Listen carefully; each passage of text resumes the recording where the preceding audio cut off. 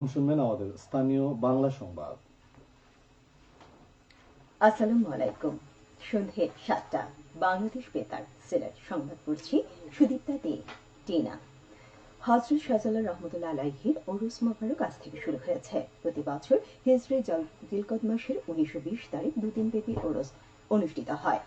এ উপলক্ষে পালিত হয় নানা কর্মসূচির মধ্যে রয়েছে জিকির আজকাল, খতমে কোরআন, আখেরি মোনাজাত ও শিরনি বিতরণ। দেশের বিভিন্ন প্রান্ত থেকে ভক্ত আশিকানরা দলে দলে জড়ো হয়েছেন দরগা প্রাঙ্গণে। শান্তিপূর্ণভাবে ওরস মোবারক সম্পন্ন করতে প্রশাসন ও মাজার কর্তৃপক্ষ প্রয়োজনীয় পদক্ষেপ গ্রহণ করেছেন। আজ দিবাগত রাতে অনুষ্ঠিত হবে আখেরি মোনাজাত। আগামীকাল সকালবেলা শিরনি বিতরণ করা হবে।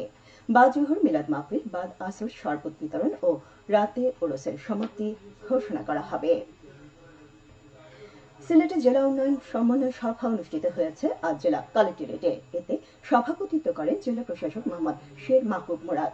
সভায় জেলা প্রশাসক মোহাম্মদ শের মাহবুব মুরাদ সরকারি বিভিন্ন দপ্তরের কাজের সমন্বয়ের মাধ্যমে সরকারের উন্নয়নের ধারা অব্যাহত রাখার উপর গুরুত্ব আরোপ করেন। জেলা প্রশাসনের কাজকে সহজতর ও গতিময় রাখতে সংশ্লিষ্ট সবাইকে সার্বিক সহায়তা করার আহ্বান জানান তিনি। এ সময় তিনি বন্যা মোকাবেলায় সংশ্লিষ্ট দপ্তরসমূহকে সজাগ থাকতে এবং প্রয়োজনীয় বাঁধ নির্মাণ ও সংস্কার কার্যক্রম দ্রুত সম্পন্ন করতে প্রয়োজনীয় পদক্ষেপ গ্রহণের নির্দেশনা দেন। এছাড়া বন্যা কিংবা অন্য কোনো কারণে কোথাও যেন সড়ক সহ অন্যান্য যোগাযোগ বিচ্ছিন্ন না হয় সে বিষয়ে নির্দেশনা প্রদান করেন। তিনি বলেন, আসন্ন কোরবানির ঈদ উপলক্ষে পশুর চামড়া সংরক্ষণে যেন লবণের ঘাটতি না হয় সেজন্য চাহিদা মাফিক লবণের সরবরাহ নিশ্চিত করতে প্রয়োজনীয় পদক্ষেপ গ্রহণ করতে হবে। এছাড়া কোরবানির ঈদ উপলক্ষে গবাদি পশুর চোরাচালান বন্ধে এবং কোরবানির হাট মনিটরিং করতে প্রয়োজনীয় নির্দেশনা প্রদান করেন। তিনি বিভিন্ন দপ্তরের সংশ্লিষ্ট কর্মকর্তা ও প্রতিনিধিদের মাধ্যমে সিলেট জেলার আইন শৃঙ্খলা ও চলমান বিভিন্ন উন্নয়ন কর্মকাণ্ড সম্পর্কে অবগত হন। সভায় উপস্থিত ছিলেন সিভিল সার্জন মোহাম্মদ নাসির উদ্দিন, স্থানীয় সরকারের উপপরিচালক সুবর্ণা সরকার, অতিরিক্ত জেলা প্রশাসক মোহাম্মদ আনুরুজ্জামান সহ জেলা ও উপজেলার বিভিন্ন সরকারি দপ্তরের সংশ্লিষ্ট কর্মকর্তা ও প্রতিনিধিবৃন্দ।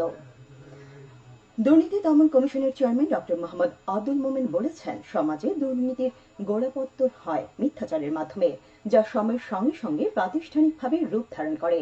এই অবস্থার পরিবর্তনে সবাইকে সম্মিলিতভাবে এগিয়ে আসতে হবে।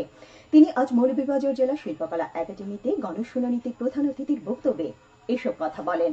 তিনি বলেন, গত 5 আগস্টের পর বেশ কিছু ব্যক্তি ভুয়া সমন্বয়ক ও ভুয়া দুদক কর্মকর্তা পরিচয়ে প্রতারণা করার চেষ্টা করছে। আমরা এসব ভুয়া পরিচয়ধারীদের শনাক্ত করে আইনানুগ ব্যবস্থা গ্রহণ করব।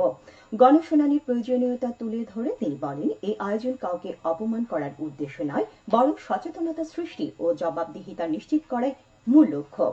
আমরা চাই মৌলভীবাজার জেলাকে দুর্নীতিমুক্ত হিসেবে গড়ে তোলা হোক।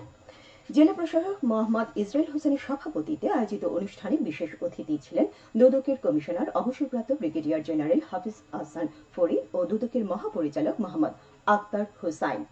দুদকের হবিগঞ্জ সমন্বিত জেলা কার্যালয়ের আয়োজনে এবং জেলা প্রশাসন ও দুর্নীতি প্রতিরোধ কমিটির সহযোগিতায় এই শুনানির আয়োজন করা হয়। দ্রুত পরিবর্তনশীল সমাজে জাদুঘরের ভবিষ্যৎ, এই প্রতিপাদকের সামনে রেখে সারা দেশের মতো সিলেটে আজ পালিত হচ্ছে আন্তর্জাতিক জাদুঘর দিবস। ঐতিহাসিক নানা নির্দেশনা সমূহ সংরক্ষণ ও প্রদর্শনের পাশাপাশি জাদুঘর সমূহকে মানব সভ্যতার অভিন্ন ঐতিহ্য সংরক্ষণে প্রচার ও যোগাযোগের কেন্দ্র হিসেবে তুলে ধরা এবং বিশ্ব সাহিত্য বিশ্ব সভ্যতায় নিজেদের অবস্থান সমুন্নত রাখাই এই দিবসের উদ্দেশ্য। দিবসটি উপলক্ষে বিভিন্ন সামাজিক ও সাংস্কৃতিক সংগঠন নানা কর্মসূচি আয়োজন করেছে। সিলেটে পৃথক অভিযানে কোটি টাকার ভারতীয় চোরাই পণ্য জব্দ করেছে বর্ডার গার্ড বাংলাদেশ। এই সময় এক চোরা কারবারিকে আটক করা হয়। আজ যোগীগঞ্জ বিজিবির 19 ব্যাটালিয়নের লোহার মহল বিওপি অভিযান পরিচালনা করে। অভিযানকালে বিপুল পরিমাণ মাদকদ্রব্য, একটি অটোরিকশা, একটি মোবাইল ফোন সিম জব্দ করা হয়। এদিকে গত দুদিনে পৃথক অভিযানে বিজিবির টহল দল জৈন্তাপুর ও কানাইঘাট সীমান্তে শূন্য লাইনের নিকটবর্তী এলাকায় অভিযান পরিচালনা করে ভারতীয় কসমেটিক্স, সিগারেট, বিড়ি, মহিষ ও চিনি জব্দ করে।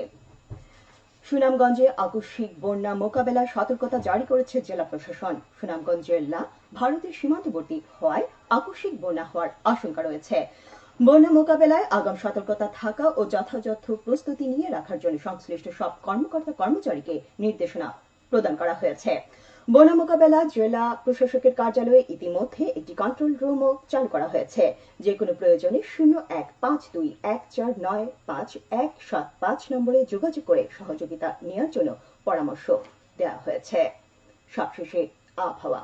রাত 1টা পর্যন্ত পূর্বাভাসে বলা হয়েছে সিলেট শহর পার্শ্ববর্তী এলাকায় পশ্চিম উত্তর পশ্চিম দিক থেকে অস্থায়ীভাবে ঘন্টায় সর্বোচ্চ 60 কিলোমিটার বেগে দমকা থেকে ঝোড়ো হাওয়া বয়ে যেতে পারে।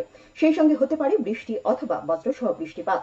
এসব এলাকা নদীবন্দর সমূহকে 1 নম্বর সতর্কতা সংকেত দেখিয়ে যেতে বলা হয়েছে। আজ সিলেটে সর্বোচ্চ তাপমাত্রা ছিল 33 ডিগ্রি এবং সর্বনিম্ন 21 ডিগ্রি সেলসিয়াস। বাতাসের আর্দ্রতা ছিল সকালে 72% এবং সন্ধ্যায় 63%। আগামীকাল সিলেটে সূর্যোদয় হবে 5টা 6 মিনিটে এবং অস্ত যাবে 6টা 32 মিনিটে। সংবাদ শেষ হলো। পরবর্তী স্থানীয় সংবাদ প্রচারিত হবে আগামীকাল সকাল 8টা 10 মিনিটে।